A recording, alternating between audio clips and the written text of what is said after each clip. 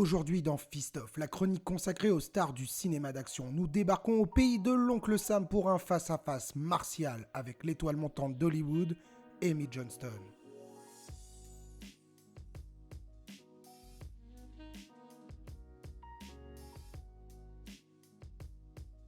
Née le 5 février 1990 à Van Nuys en Californie, Amy Johnston grandit dans l'état du Wyoming et s'intéresse dès le berceau aux arts martiaux.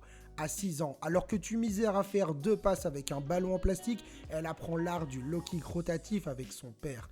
Dave Johnston, champion de la World Kickboxing Association à 5 reprises, l'initie au Progressive Style, un mix de Kenpo, de Taekwondo, de Kung Fu et de Kali Arnis Eskrima.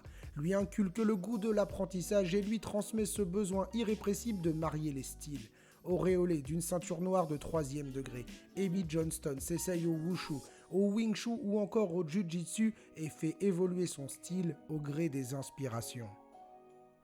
Du haut de ses 18 ans, Amy Johnston quitte la demeure familiale direction Los Angeles et répond à l'appel d'Hollywood avec pour seul bagage ses aptitudes martiales et l'envie d'en découdre. Une rencontre déterminante va rapidement la mettre sur les rails de la célébrité.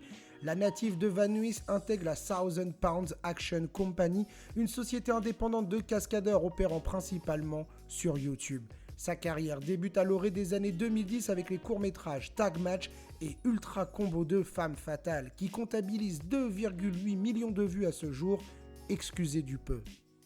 Amy Johnston met tout le monde d'accord l'année suivante avec Amy vs Manny, qui au-delà du jeu de mots inflige un chaos technique à la sphère internet, visionnée 4,5 millions de fois. La vidéo propulse l'athlète américaine sur le devant de la scène et lui ouvre les portes du cinéma.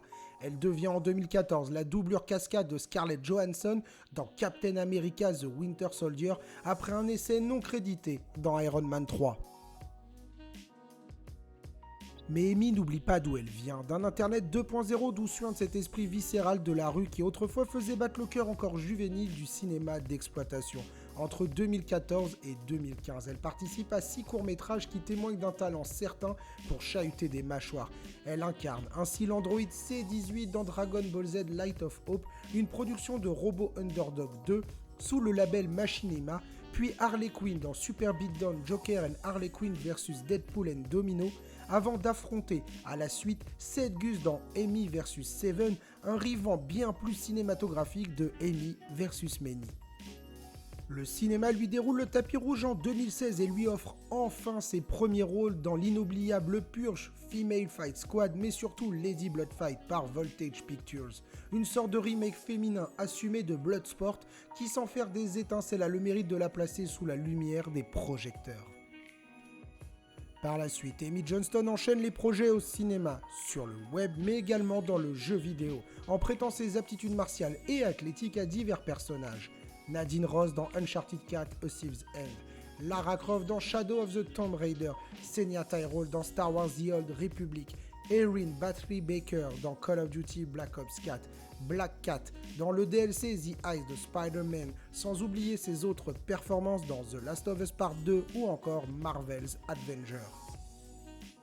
Entre-temps, Amy Johnston continue de briller dans l'ombre sur les principaux blockbusters estampillés Marvel et DC Comics, Deadpool 1 et 2, Suicide Squad et le plus récent Spider-Man Far From Home. Elle participe également à des projets plus modestes. Amy sera la doublure cascade de Jessica Chastain dans le prochain film de Tay Taylor, Ava. Son rôle le plus marquant reste sans hésitation celui de Jane the Ripper dans Accident Man, une tueuse à gages, adepte du katana et addict à l'hémoglobine.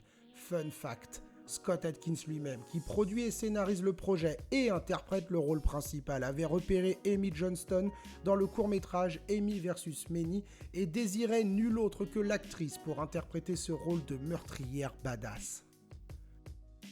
Pour ce qui est d'internet, Amy Johnston se concentre désormais sur sa chaîne YouTube avec son vlog et son émission Hero Training.